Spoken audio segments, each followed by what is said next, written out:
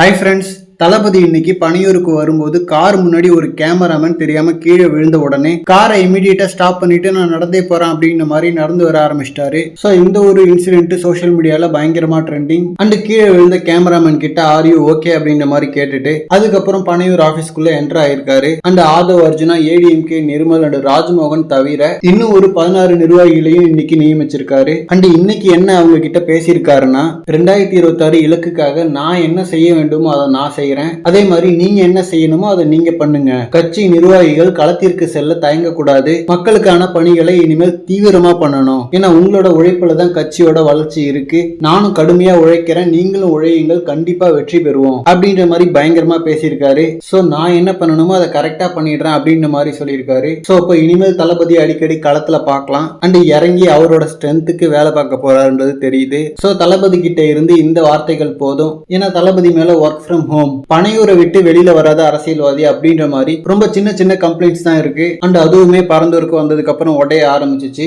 So ஃப்ரீக்வெண்டா எல்லா இடத்துக்கும் அந்த மாதிரி நேர்ல வர ஆரம்பிச்சா அந்த டேக் அப்படியே எல்லாம் மறந்தே போயிடுவாங்க. சோ தளபதி இனிமேல் அதை கரெக்டா பண்ண போறாரு அப்படின்ற மாதிரி தான் அவரோட வார்த்தைகள்ல இருந்து தெரியுது. சோ தளபதி மேல இந்த மாதிரி சின்ன சின்ன விமர்சனங்கள் இல்லாம இருந்தாலே போதும். கட்சி தொண்டர்கள் தைரியமா இறங்கி களப்பணிகளை பண்ணலாம், ஓட்டு கேட்கலாம். சோ இப்பவே டிவிக்கு ஓரளவுக்கு வலுவான கட்சியா மாற ஆரம்பிச்சிடுச்சு. நெக்ஸ்ட் தளபதி சொன்னதெல்லாம் ஃபாலோ பண்ண ஆரம்பிச்சாங்கன்னா அதுக்கப்புறம் அவ்வளவுதான். ஓகே ஃப்ரெண்ட்ஸ், 2026 எலெக்ஷன்ல ஏதாவது பண்ணிடலாம்னு சொல்லிட்டு இப்பதான் நம்பிக்கைலாம் வருது. ஸோ இன்னும் நிறைய பண்ணி தளபதி சிஎம் ஆகவே வாய்ப்பு இருக்கு அப்படின்ற மாதிரி ஒரு பர்செப்ஷனை மக்களுக்கு இடையில கொண்டு வந்துட்டாலே போதும். ஏன்னா ஒருவேளை ஜெயிச்சிருவாரோ அப்படின்ற ஒரு தாட் மக்களுக்கு இருந்துட்டாலே சின்ன சின்ன கட்சிகளுக்கு ஓட் போடுறவங்களாம் இவங்களுக்கு போறது வேஸ்ட் தான், அட்லீஸ்ட் இவருக்கு போட்டா மாற்றம் வர்றதுக்கான வாய்ப்பு இருக்குன்னு சொல்லிட்டாச்சும் நிறைய பேர் போடுவாங்க. ஓகே ஃப்ரெண்ட்ஸ், இந்த மாதிரி தளபதி பத்தின ஹாட்டான அப்டேட்ஸ்க்கு நம்ம விஜய் ஃபோர்ட் சேனலை சப்ஸ்கிரைப் பண்ணுங்க. தேங்க்யூ.